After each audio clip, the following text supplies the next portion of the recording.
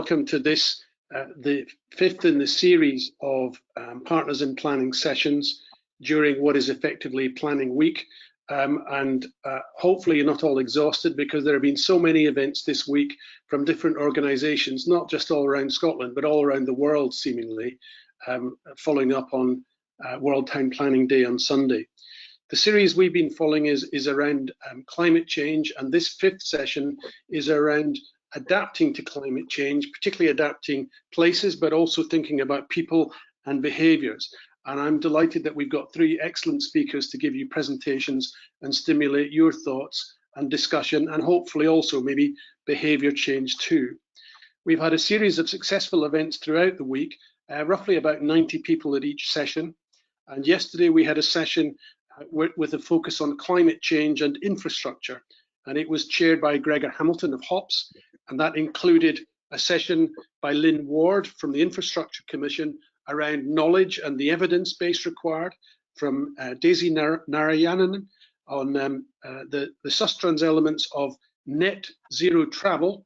So it's not just energy, it's particularly around the travel and movement aspects, and Greg Cool of Michelin Scotland talking about the new innovation park emerging in Dundee, which many of you will know, and it is a key part of the strategic approach for that city.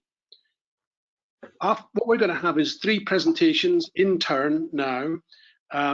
We will then have questions and comments, and if you could put your questions in the question column, which you will see on the interactive webinar text. It's showing on my screen on the right. It might be the same for you. It would help, I think, if you could say where you're from.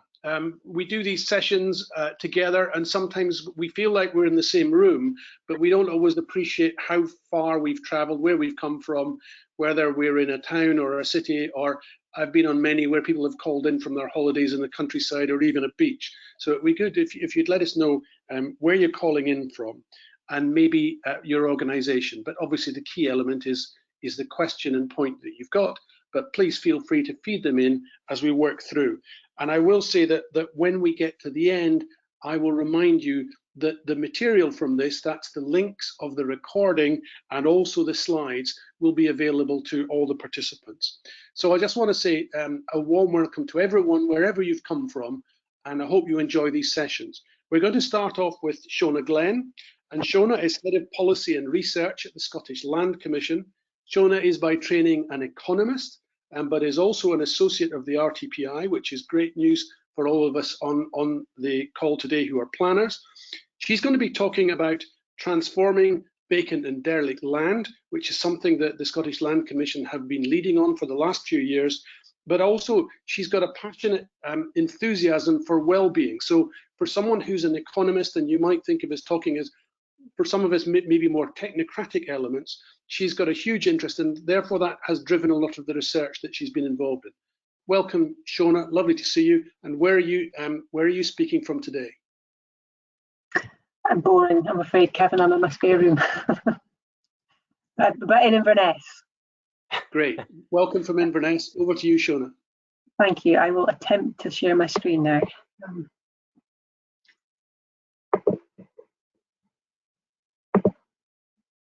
Right, I hope that's working. Perhaps somebody can send me a message in chat if it's not, but I'm going to assume it is. So yeah, I mean, it's great to have the opportunity to come and speak to you. I'm not quite sure who I offended to end up with the 3 o'clock on the Friday afternoon slot. I'll do my best to keep you all awake. What I don't get, when you're thinking about climate change, what I really don't get is why it is that none of us think twice anymore about bringing our reusable carrier bags to the supermarket or taking the blue bin out on a Tuesday night. And we all feel really guilty, or at least I do anyway, about tossing out that slimy bag of salad that's lurking in the back of the fridge. But yet we think it's perfectly normal to see abandoned, boarded up buildings on our high street, or derelict, overgrown waste ground on the outskirts of our towns and cities, and we don't think twice about building houses on green fields. And to me, there's just an enormous contradiction there. I don't get it. You know, Scotland has some really ambitious targets when it comes to recycling, but for some reason that thinking doesn't seem to have penetrated our approach to land. And to my mind, if we want to tackle climate change, then we really need to change that. So How are we going to do that? Well, actually, I think when you boil it down to it, actually, it's pretty simple. We need to do two things. We need to make it easier to bring brownfield sites and unused buildings back into use, and we need to make it harder to build on greenfield sites. So I'm being sarcastic here, obviously, but I know it's not that simple. But at one level, it is pretty simple what we need to do here. But of course, doing this and doing it properly is going to take real changes in policy and practice, probably also in legislation. But actually, amongst all of that, I think probably the most important thing we need to change is our culture. Having, as Kevin has just said, having just spent a significant proportion of the past 2 years of my life thinking about vacant and derelict land, I've come to the conclusion that actually one of the, perhaps the single most important thing we can do to achieve this is shift our mindset. Instead of thinking about these sites as problems, we need to start thinking about them as opportunities. That might sound a bit trite, but there really is a huge opportunity here. And it goes much beyond the kind of traditional arguments for urban identification and the traditional arguments for brownfield reuse. These sites could have a much bigger potential role, and if we're smart about it, we could be using these spaces to really drive our efforts on climate change. So things like, we could be repurposing some of these spaces for community growing, help us reduce food miles. We could be using some of the big countryside sites, I think, for large-scale renewables, solar arrays, that kind of thing. We could be using, I think, some of the urban sites to provide district heating and renewable heating for new housing developments. Or, how about using some of those big old surface mines for large-scale tree planting? When you start thinking about it, actually, the opportunities here are really exciting. So, how can it go about doing that? We need a plan. So, in true Blue Beater style, as Kevin mentioned in his introduction, the Land Commission has been established a vacant and derelict land task force a couple of years ago, and last month the task force published its final recommendations. So there are 13 recommendations in all, and I'm not going to have time to do them justice here today. But if you haven't had a look at them already, I really would encourage you to do so, because the whole focus of that report, of the work of the task force, is about how we can make more productive use of our land. Yes, to help us tackle climate change and improve economic performance, but to do it in a way that actually tackles inequality and improves people's well-being, while we're at it. So it's full of really practical ideas and suggestions about how we can do that. I'm not going to have time to go through them all in detail this afternoon, but what I will do is give you a very quick run through of the recommendations. Before I do that, I want to be very clear. The recommendations are not just for government. The task force was very, very clear when it made its recommendations that there is a role in this for everyone. And that means local authorities, public agencies, private companies, the third sector, communities, individuals, everyone. So as I go through them, I'm going to try and draw out some practical suggestions about what I think planners' role in this might be. But as I say, there's much, much more in the report. So the first couple of recommendations are all around data. And actually this is something we've got quite a lot of in Scotland. We actually know quite a lot about our land resource, about vacant and derelict land, but we're not very smart about how we use it. The vacant and derelict land register is not very up to date. It's not as useful as it could be. It's difficult to find. And one of the first thing the task force called for is a reform of the register and the creation of a publicly available sort of map-based database that draws together information on everything you might need to bring a site back into use. So whether it's planning status, flood risk, contamination, bring it all together, make it publicly available, and make these sites visible. And the idea is that, the idea behind that is that the easier we make it to find out about sites, the easier it's going to be to bring them back into use.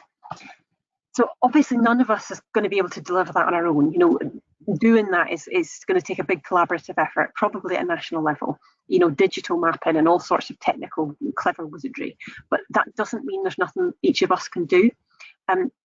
How many of us have had ideas about how we could use data more effectively?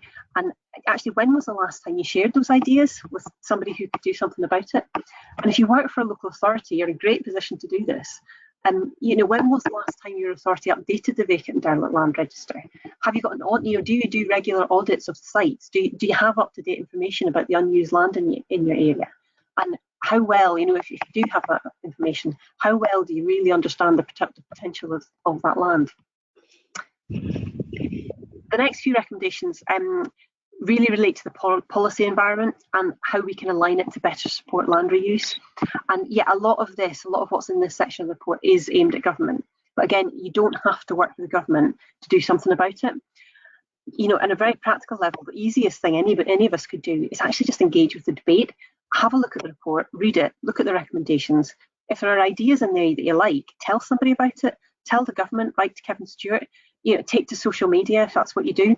You know, make a bit of noise. You guys are the experts on this, so you know, use your voice. But if you do think you could be more proactive, there's a lot of scope, I think, to do that. Some of the best policy and innovations in planning come from the ground up. So if you've got an idea about a policy innovation or an improvement to practice that would help, could your local authority pilot something new? Could you be the one who suggests it? And the report, I think, you know, it makes a couple of suggestions, a couple of ideas for things that we might want to think about. One of those was this idea of site pairing policies, the idea that permission to develop on a greenfield site should be conditional on bringing forward a proposal to remediate a brownfield site. The other idea that I get quite excited about, I think is really interesting, is the idea of biodiversity compensation schemes. You know, and the idea here would be that developers interested in developing a greenfield site would be required to offset any biodiversity loss on that site and provide compensation, and that compensation could then be used to fund remediation and brownfield sites elsewhere. So, you know, as an economist, I get quite excited about that kind of compensation arrangement. But there's no reason why we couldn't be piloting that kind of stuff at a local level. The next set of recommendations, this was all about funding. But the important point actually I want to make here, and this is really important, this isn't just about finding more money for regeneration. Of course that's important, but there's never going to be enough money for regeneration. And if we look at, you know, it like that, we're never going to crack this. Instead, I think what we need to get better at is making sure that the existing funding for other social policy priorities, you know, housing, crime, health, whatever it might be, is properly aligned to support delivery. And again, of course, there's a role for national government in that, but I think there's a big role that local authorities can play as well.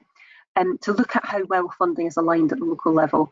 You know, the kind of thing I'm thinking about, for example, would be local authorities receive a lot of funding each year for affordable housing, but how much of that is used to support projects on greenfield sites? And wouldn't it be possible to prioritise brownfield development instead, or developments that bring unused properties in the high street back into use? So again, you know, some of this is happening already, I know that, but if it's not happening where you are, could you be the one that suggests it? The next set of recommendations, the next couple of recommendations, is all about how we stem the flow of new sites, how we stop sites from being abandoned in the first place. You know, this is really, really important. We can all work as hard as we like to bring sites off the register, but if they're all coming back on the other end, you know, we're never going to crack this. There's a lot I could say here, but the bit I really want to focus on is a contribution that the public sector can make to this, just by taking a more proactive approach to managing its estate. Through the research that we did for the task force, we did a detailed analysis of the register, and we identified about 600 derelict urban sites that have been on the vacant and derelict land register since the year 2000 or earlier. You know, those are the permanent residents of the register that they're not going anywhere without public intervention. And about 30% of those sites are owned by the public sector. I'm sorry, but actually that's just not good enough. You know, if we can't get our own house in order, who are we to preach to private landowners? So I think an important thing that we can do to tackle that is get much better at proactively planning the public estate. You know, we need to be able to identify future obsolescence early and do something about it. Now, I know the Scottish Futures Trust are doing some really good work on this, but that needs to be much more widespread. We just need to be doing more of it. And again, I think planners can play a big role in this. I strongly suspect, in fact, part of the problem here is that the people responsible for managing the public estate tend not to sit in the same room, and often not even the same department, as the planners. And if they did, I think it might be easier to come up with imaginative ways of repurposing surplus estate to fulfil placemaking objectives. So again, I think that's something every one of us can help make easier, just by reaching out to colleagues, you know, doing something really simple, like having a conversation that you wouldn't normally have with somebody you wouldn't normally talk to. So the final couple of recommendations, it's about what we do about the legacy of sites we already have. Now, the big story here is that we've proposed that the government should invest in a major programme of green infrastructure investment. And that's not a new idea, but the focus here would really be on bringing sites back into use, but in a way that creates jobs, and jobs in sectors, green sectors, that are going to help make it easier for the whole economy to make that transition to a greener future. The other thing we've asked government to do is to make a firm commitment to eradicating persistent urban dereliction. And I use the word eradicate advisedly there. We do mean eradicate. They haven't responded yet. But actually, you know, there's nothing to stop individual authorities from beating them to it.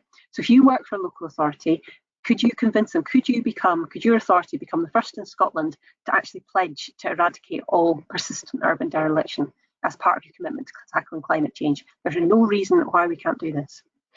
So I'm gonna wrap it up there. That's the recommendations. I haven't done it justice. There is tons in the report, and I can't possibly do it justice. So really, you know, if you're interested, please do go and have a look. And if you're interested, there's also, if you can't bother with the long report, there's a really cheesy video there which summarises the main recommendations. But the message I really want to leave you with is, we don't have to sit back and wait for the government or anybody else to implement these recommendations. There really is something for everybody in this. So if you're sort of sitting there thinking, oh, it's not my job, or it's somebody else's role, or I don't have the time, or I don't have the power, please don't. You know, if we all think like that, this is never going to change. Climate change is a collective responsibility, and we can start with this. You might not have the time or the resources or the power to fix the problem yourself, but by taking the time just to ask a question, or offer a suggestion, or share an idea, actually you really can be part of the solution on this. So that's all I was going to say. Thank you. Thanks very much, Shona. I'm just checking that I can be heard. I can hear you. Yep, that's great. Shona, that was excellent. That took us through from, share my webcam, okay.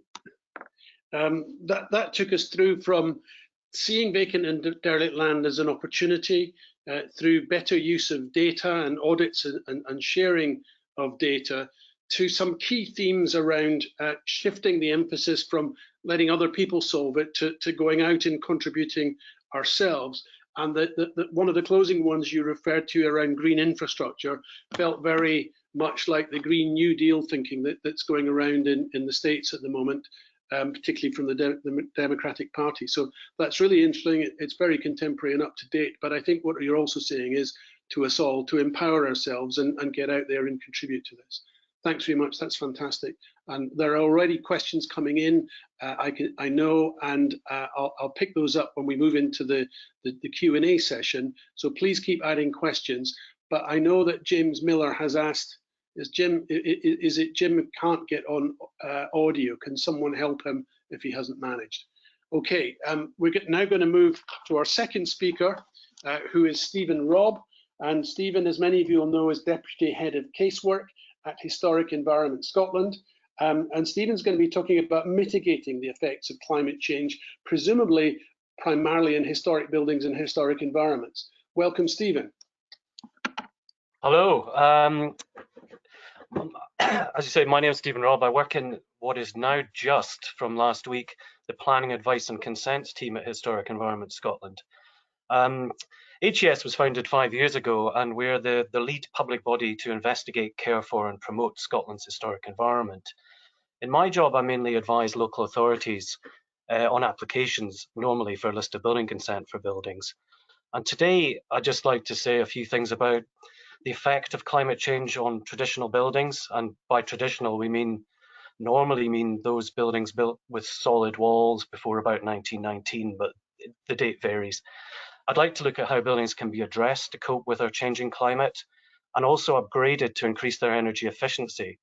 HES has worked extremely hard to ensure that adapting and upgrading buildings can be done sensitively, and with such changes ensuring that they remain popular places to both live and work. We want old and existing and historic buildings to remain popular and for people to look and care for them. Can I have slide 2, please? Generally, as you probably heard throughout the week, Scotland's experienced a sustained period of temperature rises, wetter winters, drier summers, and in some areas of Scotland there's been significant increases in rainfall and wind-driven rain. These have resulted in great problems for buildings in terms of water penetrating deep into the fabric. Sustained rain can saturate walling of a building, leading to rot and decay in internal timber work. A lot of timber is built into walls. And cold, wet walls also have less thermal efficiency. Rainwater gutters and downpipes have been overwhelmed or blocked. That leads to soaking of walling and the same sort of problems. Drainage can be overwhelmed by rainfall, and that's often exacerbated by hard landscaping around buildings that increases water runoff into drains. Poor drainage and rising groundwater levels can affect building foundations and lead to lots of other problems. High winds drives rain water further into the building, under slates and tiles, can damage chimney stacks and other exposed building elements. And rising sea levels can also affect coastal buildings. The pictures down show flash floods, really, which happened after several days of rain on a building in Aberdeenshire, Abergeldy Castle, where a listed bridge was also destroyed, and the Portsoy Sail Loft Hostel, where flooding after 2 days of solid rain wet the building, as you can see where the line of water is up on the building walling there. But it's not all moisture. Drier summers that we're having can also cause problems with ground heave and subsidence, and also higher humidity levels can lead to algae growth in buildings. Can I have the next slide? Traditional buildings in Scotland were robust, and they were robust to withstand Scotland's harsh winters. Construction in Scotland, I've worked in different parts of the country. Construction differs. A good example is Scotland uses a thing called sarking boards, timber sarking boards, which go onto the rafters, which improve their stability, but also improve the roof's ability to withstand weather. You don't get these in the south of England. Traditional buildings had solid stone walls, often 600 millimeters or more, and often rubble walling was protected with harling coats of lime wash, although it was later fashionable to remove these or just not replace them. They had steep roofs with overhanging eaves or slates to throw off water, and slates were often triple lapped for extra protection. Often windows were small, but they were always heavily inset into the building, protect them from weather. Now, of course, we don't need to build like this anymore, but new buildings still need to be well designed to cope with Scotland's climate. And you'll see some examples of modern buildings which maybe aren't coping as well as they should. Can I have the next slide, thanks. Traditional buildings are meant to breathe. Solid walls were built in to take in and expel air and vapor movement in a constant pattern of wetting and drying, both from the inside and the outside. Modern buildings are designed differently. From the advent of the cavity wall, they don't rely on vapor movement, they rely on repelling water. And I think a lot of the problems really occur when people try and use modern solutions or solutions for new buildings for old buildings. If we go to the next slide. This is a relatively recent guide we've brought out on really how to adapt buildings to make them more resilient against our changing climate. Some buildings will be fine and they've been coping well for hundreds of years and won't need any work, but in areas where there's perhaps significant rainfall, we might need to adapt our buildings. And often really it's a question of design and detailing. Design of some buildings had complicated and inaccessible roofscapes and parapet gutters that really required constant maintenance. Some of these designs even have downpipes hidden within the middle of walling. So obviously there's issues in upgrading these buildings to cope with increased water. Traditional buildings often had details like deep cornices, string courses, projecting windowsills, and plinths to shed water, to get water away from the building. And where decayed or missing, we can replace these or upgrade them with additional lead or zinc flashings. Roofs and chimney stacks and exposed elements of a building really take the brunt of rainfall and again can be upgraded with flashing or lead-covered skews or hidden gutters or even water gates on the roof. One of the main things that we can do is increase the size of rainwater goods, gutters and downpipes, or even provide additional ones. We've seen that happening quite a lot. We can also replace previously harled walls. A lot of people like bare stonework, but a lot of traditional buildings were meant to be harled and have coats of lime wash. So that's another way we can upgrade the weather sensitivity of a building. And again, inside a building, you really have to be careful not to change the paths of ventilation and air movement that a building has. That they can come down from the underfloor vents on the ground floor and go right up behind lath and plaster into the roof void of a building. So you have to really know how air works within a building. Can I have the next slide? Sorry, just continuing from the last. Then, if the base of your house is surrounded by impermeable finishes, water can splash back onto the walls. This is again caused by extreme rain. That's often mistaken for rising damp. Another problem that people also blame on rising damp is when you've blocked the ground level of your building and blocked underfloor ventilation. So ideally, drainage should be taken quickly away from the base of a building. As the slides earlier showed, buildings close to the sea or watercourses are a particular problem.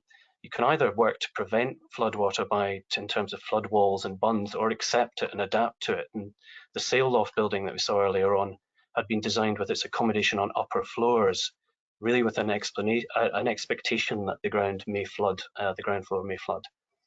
So this slide shows our new, well, it's not that new actually, our short guide to fabric improvements, and it's really we've spent a lot of time on actually providing case studies on how older buildings, traditional buildings, can be upgraded sensitively, and it's showing actual projects that have been undertaken. So we're kind of putting our money where our mouth is. We're showing things that actually work.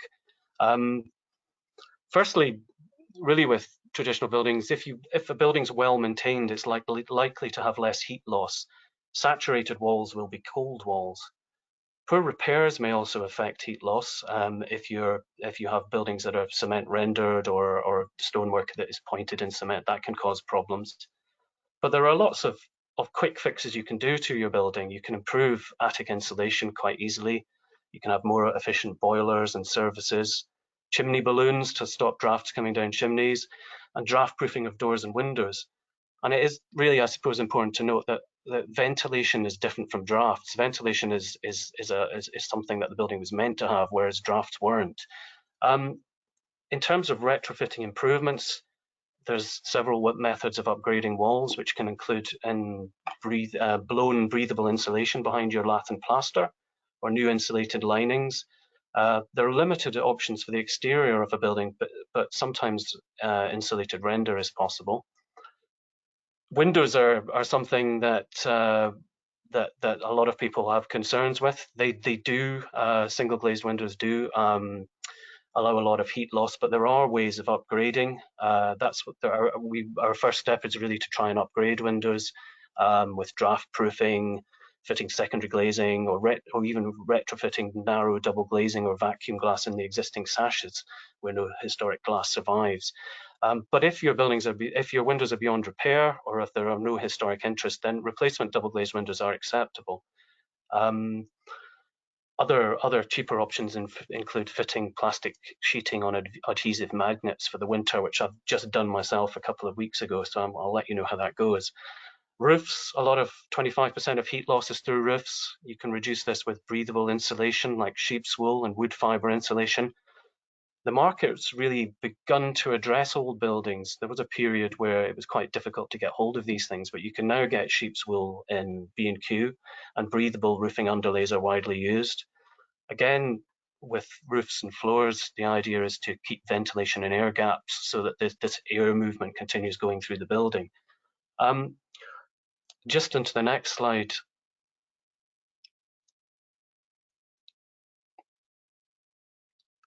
It's I put bad and good here because the work on the left is good in that it's trying to reduce fuel poverty by adding insulation. But what it's actually doing is adding unbreathable insulation onto solid stone walled buildings, which is really not something that we would recommend. The scheme on the right is a more sensitive scheme where the insulation has been added inside. Again, both these things have problems because in order to add insulation inside a building, you really need to have the building free of tenants. But they're both two ways of dealing with traditional buildings. And if just to the last slide, just to say we have a huge amount of information available on our website. Every conceivable issue you may have with a traditional or historic building can be addressed by one of our technical documents, which are all freely available. And I'm happy to answer any questions about these documents. Thanks. Thanks very much, Stephen. Lots of detail there, and there's obviously a lot of research. But the fundamental point you made really at the beginning is that the way that we used to construct is very different to modern construction, and we can't and we shouldn't be retrofitting in an inappropriate manner that actually makes the performance of the building worse. Does that sound fair? Yes, and it's really. I mean, I've had this. My neighbour downstairs has had tradesmen come and put cement over the stonework on her house, and when I told her this was a bad thing, then about a year later she had the front of the house painted with Johnson's water seal. So you know, that wall is now fallen to bits, and she blames my son kicking a football against it. But I'm trying to explain to her it's because the building can't breathe, and that is an issue that people have just tried to address old buildings in the way that people would address new buildings, which is keep the water out, seal the building, make sure no movement of air and water can get in, which is really the wrong thing to do. Thanks, Stephen. We'll pick it up in discussion, but it's something that a lot of us just didn't appreciate. There are just fundamental shifts in the way buildings are made. That's a great presentation. We're now going to come to our third one, and Peter Beaverback, as many of you will know, is Chief Executive of PAS. And Peter has not only experience in planning, but she's been active in sustainable development, energy, obviously community engagement. And as I recall, Peter, you've been involved in transport projects too. And I think also housing. So there's a really broad range of projects and initiatives in your career. And you're going to be talking today to us about changing behaviours and changing places. So where are you calling in from today, Peter? Sorry, sunny Edinburgh. Sunny Edinburgh. Well, glad it's sunny there. Welcome. Looking forward to your presentation. Thank you very much, Kevin. Thank you. So I'll just start straight away so that we have time for question. Could I have my presentation, please?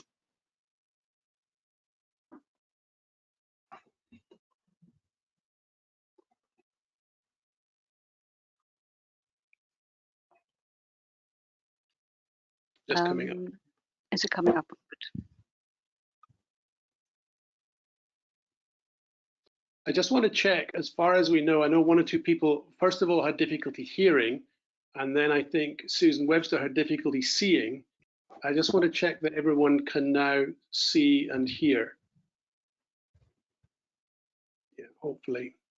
Let us know and we'll try to fix it, or hopefully someone can give advice, because with GoToWebinar, there are so many controls. Sometimes it's a matter of just clicking on one thing that's either the camera or the mic or something in terms of text. And I also appreciate for everyone that sometimes the GoTo format is slightly different from some other formats that you might have been using, like Teams or Zoom. So it's something we've all got to adapt to, and I certainly find it's quite difficult each time one gets on a call in the day and has to change format. So here we go, we've got it up. Thank you very much. And just let me know, please, because I know I have an accent and quite softly spoken. So I've turned up my mic. Hopefully you can hear me all right. Yes, we can. Good. Okay, lovely.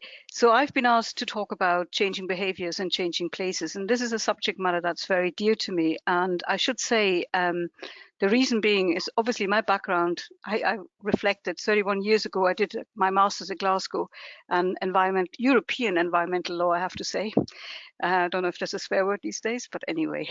And I just feel now in a really good environment, because even then it was talked about, in order to change and to adapt to the climate change emergency, we have to think about our behavior.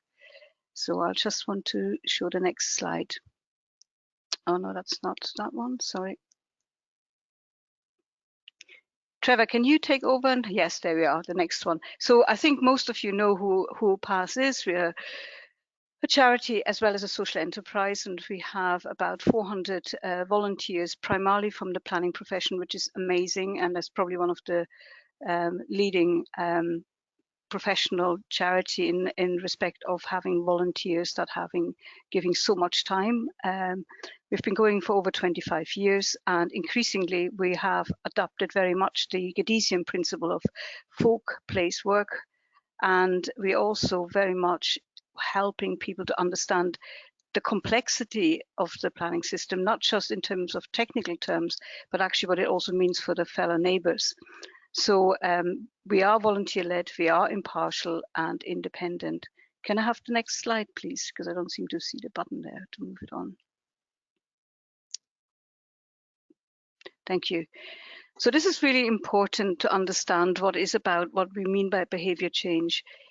Because if you want to understand the places and our role in that, we have to think and learn about ourselves. So all of our behaviors come from beliefs, whether we like particular affordable housing in our neighborhood, or we like student accommodation. There is a certain belief system that we are feeling nurturing, and we have to maybe think about that and go outside. So every habitual action is run by a habit of thought. We seem to be wanting the same thing, because that makes us comfortable. So behaviors and belief. And I think what PAS is trying to do is to challenge in a positive and constructive way, sometimes the unfamiliar, and to make it familiar. And I'll touch on that in the next few slides. Thank you. Could I have the next one? Thank you. So this was really quite an early initiative that we did a couple of years ago with Adaptation Scotland, and we looked at the place standard, and we felt that was really, I mean, I'm a total fan of the place standard tool. I think it's absolutely fantastic to link the well-being agenda with the place agenda, with the wider community conversation that we need to encourage. We really need to encourage wider community discussions around place. So it's important to think much more holistically. It's important that people understand the different requirements, the different needs, what a place should have, but also understanding the climate change, because it means different things for different people. I'll come to that later. But in this particular work that we did with Adaptation Scotland, it was about looking at flood risk, looking at green spaces and environment, looking at amenities, and the idea of where children and teenagers in particular can and cannot play. And of course, as it was said before, the deterioration of building fabric and heritage, as well as community food growing, and that is going to be an increasing, I think, priority over the next few years. Could I have the next slide, please? Thank you.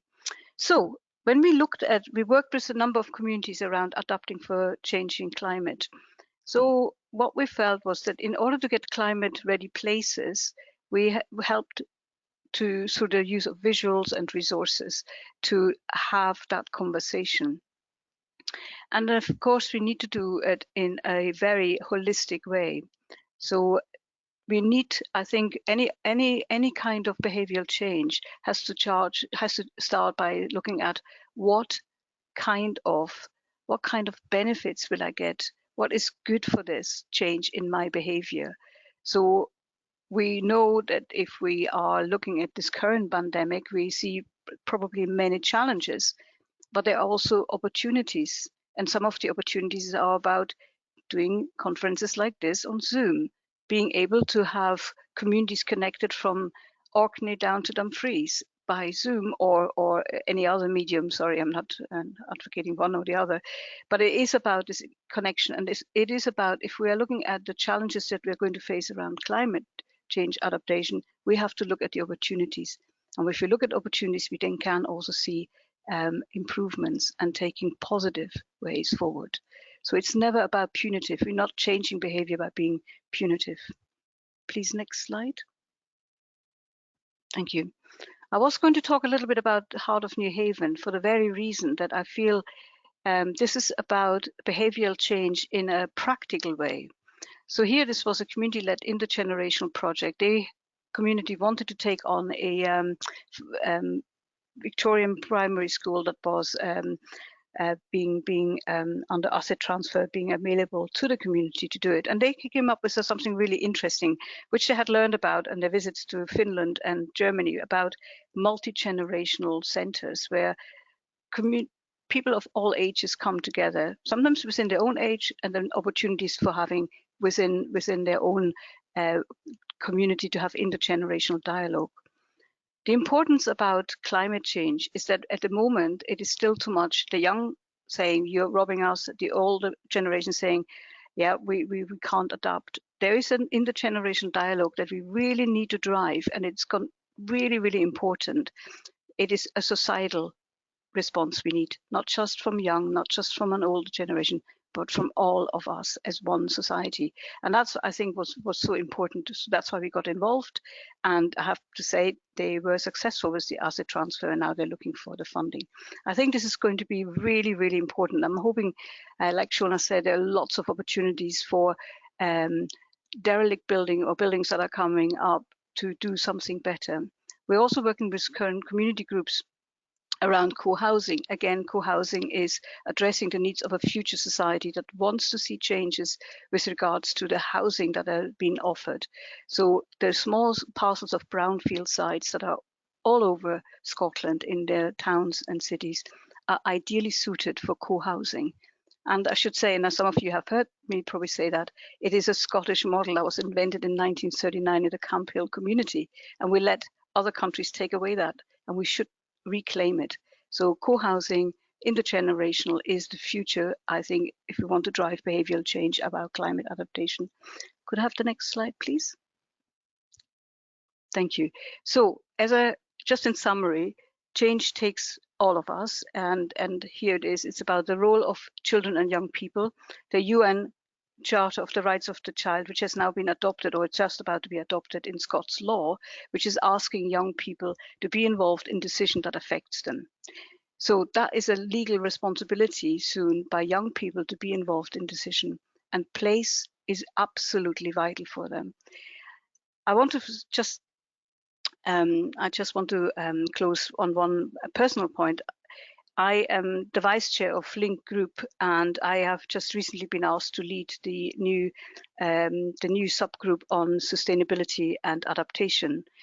And that gives us a great opportunity, of organization like Link gives us a great opportunity in terms of influencing the supply chain in how we construct, ideally off-site construction much more. It gives us an opportunity to also work with our tenants, young and older, to perhaps adopt the ground for food growing in an area where we should have more opportunities for green space and food growing. But it's also looking at the change of behavior in terms of tenants and staff. And lastly, absolutely agree, we must be looking more creatively at a reuse of brownfield sites. That's all. It's a bit of a gallop because I wanted to make up time. Thank you very much. There you go. That's it. Thank you very much, Petra. That's excellent. So I thought a really interesting starting point you made there about behaviours and their relationship with our belief systems, whether they're socially or culturally or professional, the importance of holistic approaches, and obviously we've got things like the place standard tool, but an interesting range of subjects and examples like the New Haven one, and I think your ending point on things like co-housing and food growing linked very well back to where Shona started us off earlier on. So we've got some time now for questions or comments, and I'm going to refer some of the ones that have been coming in. There's one that's come in from a couple of people around small sites, small vacant sites scattered around urban and I think the reference to rural areas as well. So I think this one is probably initially directed at Shona. What could we do with those? And are things like compulsory sales orders appropriate for those kinds of circumstances? So it's pockets, it's not substantial size, it's not large industrial ones. I think it's leftover sites that are being referred to there. Thanks. So short answer, lots and yes. There's huge potential, I think, to do that. You're right, there's sites like that dotted all over the country, and I think they have real significant potential to do really good things for communities. And yes, CSOs could be a tool that we could help, we could use to help bring them back into use. If you haven't come across CSOs, Land Commission put proposals for CSOs a couple of years back. It would be a legal power that would allow councils, or give councils the power to compel owners who own sites that have been sort of sitting vacant and derelict for a long time to bring them to make them available for sale by public auction. Huge potential, and I think what we need to recognise is that although the impact of these sites individually within communities actually, is probably quite small, actually collectively it could be enormous. So yes, huge. Before we move on to the others, there's one that I think is partly an observation, which is that some vacant or derelict land is around the edges of towns, and particularly the bigger cities, where there is an agricultural neglect because there's a hope value for development, and it's being left to vandalism and the kinds of things that the research I know has shown up exists in post-industrial sites and post-industrial buildings. Sometimes that's occurring on the urban fringe as well. Is that something that you've experienced or noted elsewhere from either studies or evidence that people have given you? Yeah, the whole issue around hope value and people sitting on land or buildings in the hope that the value will go up in the future. It's a big issue, to be honest. It's not one we're going to solve by legislation alone, I think. And I suppose where I would see a big potential is in the whole idea of good land stewardship. The Scottish Government published its land rights responsibility statement a couple of years ago. It puts, amongst other things, an obligation on all landowners to care for land in a way, good stewardship for land. And the Land Commission has a role in sort of implementing those principles. So at the moment, those principles don't have any legal teeth. I think probably there's scope for that to change in the future. Thanks, Shona. I've got another one that for the others. It links to what you said, Shona, but I think it presents a problem for Stephen and his colleagues maybe. The question is around surplus buildings arising from changes in lifestyle and economy in a kind of post-COVID environment. More people work from home, more town or central area, or indeed industrial estate buildings are vacated as people work in a different way, maybe with different technology. We've already talked about the mode that we're communicating today. And there might be a flooding of the market of empty space, and that might be a bigger problem. So some of the older buildings you talked about, Stephen, in terms of finding reuse. Is that something that you've seen coming on stream already? Yes, I mean we've actually been involved with the Town Centre Review project and also with the Housing 2040 to look at how, starting off with town centres, really how they're changing. Buildings have always changed. I think we're very open to buildings coming in, having new uses, and we've revised some of our guidance really to look at reuse in a more open way as an alternative to demolition. But yes, we're going to see, I think, a lot of former shop units in town centres being used for other things. I think there's a great opportunity for live-work units. I think a lot of people now who've been sitting at home for the last few months, well, it's more than a few months now, have realised that it's actually, it'd be good to have a place where you can work quite well as well, with a bit of outdoor space. And we're already seeing that in new developments coming through in when sitting on urban design panels. Churches, I think, is going to be a big issue coming up into the future. We have a lot of churches who are coming into new uses. We've already had uses, schools moving out, when we've tried to address that in our casework to try and say that actually reusing these buildings might not be as complicated as you think. That there are lots of options before you go to complete demolition. You can sort of change parts, you can upgrade parts, you can work out which is the most important part of the building and maybe have selective demolition. But yeah, we are aware to it. But I think we could see reuse of buildings as an opportunity, and I think a lot of historic buildings have shown themselves to be quite able to be reused for different uses. They're quite robust structures. They're quite high ceilings, big windows. You can do quite a lot with a lot of old buildings, and I think there will be challenges ahead, but hopefully there will be other uses for these buildings. Peter, you talked about different examples. There's a link here, which is that you talked about the New Haven community and the intergenerational element and the asset transfer, but you also talked quite a lot about co-housing as a future model. Are the rethinking of, I mean, we talked about schools and churches there, but there could be other kinds of buildings. Are they appropriate or suitable or easy options for communities and groups of, I don't know, people who come together to build co-housing or occupy? Can they work, or are they quite challenging?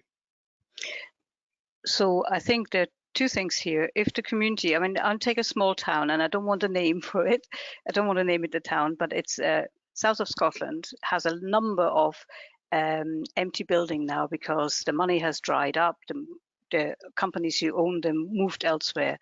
So you have a row of townhouses that are adjacent to each other.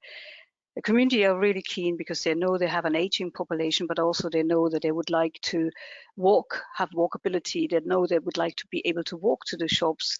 They also, younger people don't have the luxury of necessarily owning cars, nor do they want to anymore. So fast forward in the next 5 years, I can see a series of buildings adjacent to each other where young and old live together. And adaptation of these buildings is absolutely possible, absolutely. We have the technology, I think we have the design, and all we need now is to make sure that the means to adapt is made a lot easier, because currently with better class use system, if you want to have a above the shop, want to turn that into a flat, that takes a lot of doing. We need to change those systems. Younger people and older people crying out for affordable living, and it doesn't have to be always fall down to a housing association to provide that. It can be done in a very different way. There are huge opportunities, and I don't know if it was Shona or Rob, Stephen, the town centres are changing. We need to change with it, and we need to plan ahead. What does society need? Not what the shops need. What does society need? I heard somebody saying that actually, and I think it was in Galashiels when we did some work there, young people wanted to have more, shall we say, artistic space to express themselves. And they were asking Christine Graham, at the Parliament, why can't we have one of those derelict shops or closed up shops to have workshops? Why can't we do that? And it is because we have not the right framework to allow for more flexibility in adaptation. So, thanks. And a lot of those facilities, I think Stephen referred to it, unless I've confused it on another presentation I've just been on, a lot of these, like old churches and schools, they're community anchors. They're locationally at the heart of the community, aren't they? But also the pride of the building, sorry, just to say, because Scotland has so many beautiful, beautiful buildings and old buildings, and they were the pride of the community. So there is still that essence of a place, yeah. So there's an issue around identity and sense of identity and legacy. I just want to come back to Fiona on this, because my recollection from some parts of the research around the country was that a derelict building has a negative impact on the community, particularly if it's there for a long time, not just broken windows, but that sense of damaged sense of identity, and that it's sometimes easier to clear it, let's say from a landowner perspective and a security perspective. So is there a tension there between, do you retain the structure and hope to get a reuse, or do you clear it and try and do something else with the site? Is that something that there's evidence of? Again, some of what we may be talking about, it might be slightly more urban, but I know some of the questions coming through are how this relates to rural areas too, because just one derelict building can have a huge negative impact on a town. Yeah, absolutely can. Can I say I don't think it matters that much, as long as what's happening is that space is brought back into productive use. So where there are buildings, and we know that there are buildings or bits of land, that communities, is a big part of communities' identity, then yes, of course that matters. But that doesn't apply to all buildings. So Stephen might disagree with that, but I suppose my view would be actually the priority here should be returning the site to productive use rather than necessarily retaining a building. If that doesn't have real value for people. And I suppose the other thing, just to go back slightly to the question and the earlier question about the risks of COVID, I think whoever made that question, they're absolutely right, because I think right now we do face a massive risk. The reason that we have such a legacy of vacant and derelict land in this country at the moment is precisely because we had a poor policy response to a previous structural change in the economy. So when we moved away from industrialisation, and at that time, for one reason or another, the powers that be decided that the best thing to do was let the market get on with it, and allowed that to happen. We cannot let that happen again. We need to step in and sort of influence and control and take charge of the market. We can't let it can take control of us. Thanks, Shona. I'm not sure we're going to have time. I'm going to see if you can do it in 30 seconds. But there's something coming in from others on recognising the emergence of local place plans, which have come out of the planning review Petra was involved in and the subsequent act. Is there potential for Scottish Land Commission to support that process? Petra, and from your point of view, how important is that process going to be as it rolls forward from the end of this year forward? So is that something, would SLC support or advise? Because vacant and derelict land could be one of the key themes that communities want to focus on in their local place plans. Absolutely. Sorry, Shona, we already been talking about that, because it is absolutely vital, because communities like and have the knowledge of their own local area, and they need to influence that. And I think Shona is very much aware of the potential for local place plan to be a real driver for accelerating derelict and vacant land use and bringing it back into use, and also buildings. But more importantly is to foster the dialogue so that we can have this kind of new agenda. And let's be honest, the planning system is highly political with a small p. There will always be elected members, and if you can change their behavior too, brilliant. So it could be very influential. Okay, I'm going to draw proceedings to a close for now. I'm conscious that it's a Friday afternoon.